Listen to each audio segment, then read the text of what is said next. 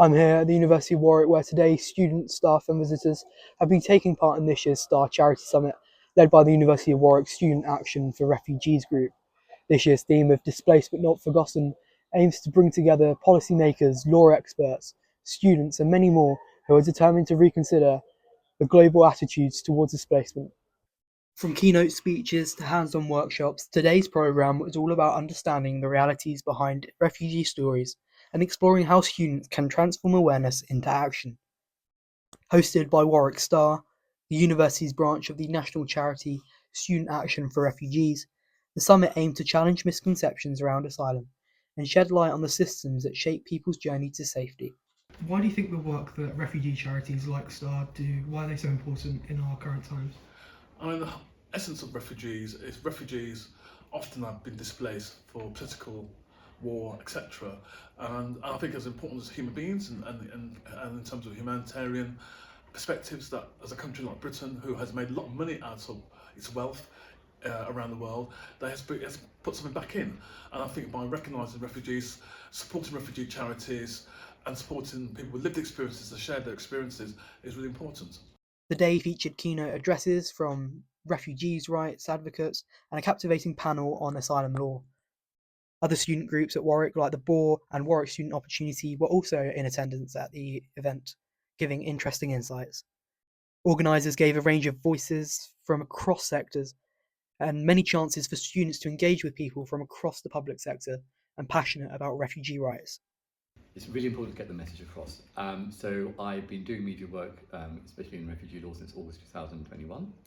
And since mid-August, I've done about 30 interviews with both UK and international, including the Australian Broadcasting Corporation, Sky News, BBC News, Channel 4, Tor TV, Times Radio.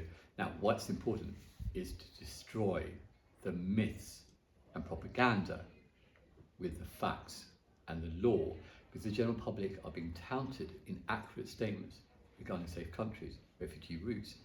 And what's really important to remind the British public is that we've got a proud tradition. It's a Home Office rhetoric, a proud tradition of giving those who afford fear persecution, sanctuary. At the heart of this event was giving students opportunities to gain practical skills and engage with those who understand and face daily the very issues this summit address. For many attendees, this is their first opportunity to engage directly with professionals working on these important topics. Firstly, there's the value in coming together and sharing ideas, and I think it's really, really important, in light of the fact that the government puts forward this really hostile narrative, that people get the chance to talk about this stuff and actually have the sort of headline assumptions that they receive from the media and from government debunked. So I think there's a real value there. The other thing is, I think, in sort of starting to formulate ideas about how we might address things.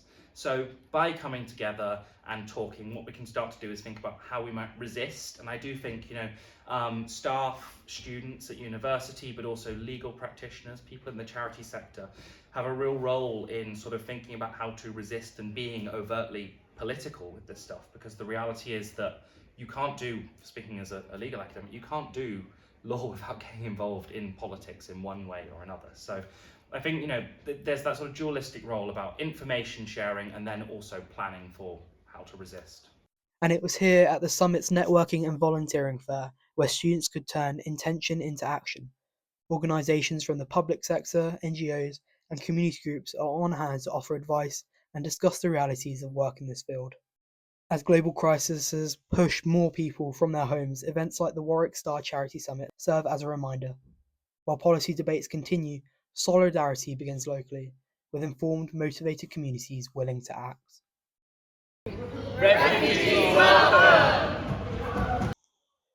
With conversations sparked, so many students connect to each other, and a real sense of community here at the summit, it is clear that what the summit aims to do is to go beyond the walls of the Faculty of Arts building and start changing attitudes in the real world towards refugees.